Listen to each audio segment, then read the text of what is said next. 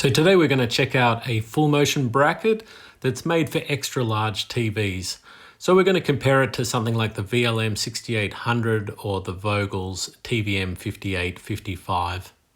So this bracket allows for lateral movement, which is a great feature, similar to the 6800 and of course the Vogel's. When you add the stud adapter, it's got lateral movement too. Unlike those two brackets, this one is made up of two tubes, so you can really make the VESA as short or as long as you like. In this case, it's an 850mm long VESA. 600mm wide, which is what you want, same as the VLM6800 and same as the Vogel's stud adapter. The length of the arms, that affects the kind of angle that you're going to get on the TV, especially with larger TVs. So this one's a little bit shorter than both the Vogel's and the VLM6800. So the wall plate comes with the arms attached, 10.1 kilos, quite heavy. I'd probably suggest marking out and drilling using the template and then mounting that part. The wall plate on the VLM6800 actually detaches, so it's much lighter and much easier to install the wall plate. The total weight of the unit is 10.6 kilos, so it's substantially lighter than the VLM6800, and that's probably because of the design. They're using a lot of tubing rather than metal. A lot of force is on the wall plate, so interesting to check the thickness of that wall plate. And we got it around the same thickness, so I got 3.3 mil on the VLM6800, 3.7, but it's hard to get an accurate reading, so they're probably the same, both 3 mil. And the vertical arms, they don't need to be very thick. I got 1.5 mil on the new one and 2 mil on the 6800. As far as the lateral movement goes, you've got two screws that go through the wall plate and into a bit of metal that sits behind it. And that allows you, if you've got 600 mil stud separation from the left, you can center it 230 mil from the left stud up until 430 mil from the left stud. The VLM6800 kind of hooks onto that wall plate. And so what you have is two hooks at the top, and then you put in the piece of metal behind those hooks, and they screw in a little like you do with the new one. And of course, you've got them at the bottom too. So included within the packaging is a tool that you can use to tilt, and the tilt angles are 5 degrees up and 10 degrees down.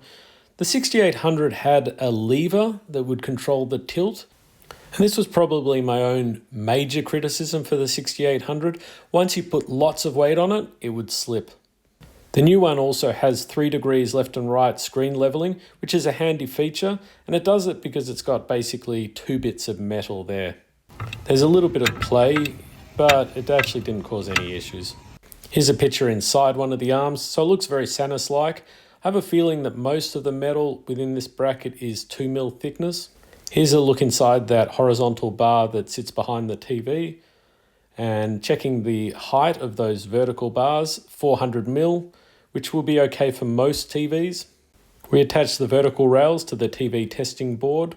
So for both brackets, you just hook the TV onto the mount, but that bottom screw, in one case, you hand fasten it, and in the case of the VLM6800, it's a bolt, so you've got to fasten it with a shifter. I measure the distance between the bottom of the wall plate and the bottom of the TV just to check the mounting height. And in this case, we're going to mount it on a couple of studs that are 450 mil apart. I notice out of the packaging, the bracket is not at all level, but of course we've got that 3 degree plus or minus swivel adjustment, so we can fix that up. I just need to locate the wood studs. And in the case of the new bracket, it's 4.5 mil, the drill head for wood, and 10 mil drill head for brick. We do the 4 pilot holes, and then I go to the packaging, having a look at the screws. They're actually surprisingly small for a very large full motion bracket, but the quality seems to be fine. Normally I don't use those templates, but in this case I'd use a template just to locate those pilot holes. In the case of the VLM6800, it's much easier because it's just 4 kilos. We mount the TV testing board onto the bracket, and notice on the vertical rails we have to tighten those screws down the bottom, so we tighten them up. You then make sure that the TV is sitting in the center of the wall plate, which would be kind of nice if they had like a little center mark on it. When we took the bracket out of the packaging, we knew it wasn't level. So now we just have to adjust it, and we've got that 3 degrees left and right, so that's fine. The TV testing board weighs 15 kilos, so the equivalent of a 55-inch TV, and not surprisingly, it moves well. The VLM6800 is of course also fine with the 15 kilo. We add an extra 10 kilos, so now it's the equivalent of a 65-inch TV. And then we up it to 45 kilos, the equivalent of an 85-inch. It's still completely level at 45 kilos.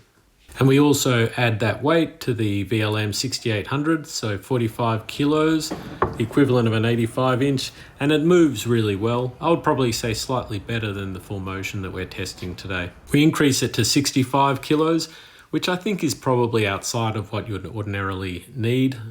There's a slight droop, 1 degree forward, and when we're moving it, it does require a little bit of effort, but still quite impressive because that's a lot of weight, obviously. And now we go to 75 kilos, and we can see there's a 3 degree droop forward, and you can actually physically see that. Having a look at the video, I mean, it's similar to the 65 kilos, so it's actually quite usable, but you do have to apply some force to it. I still think 45 kilos, 85-inch is probably all you need, and this just provides a little headroom. And here's a VLM6800 with 75 kilos. It's specified 10 kilos lower, so max 70 kilos, but it actually performs fine. And back to the other full motion, we can see some cable management clips that I've added. I like it being on both sides. It means you can put power on one side and your AV on the other side.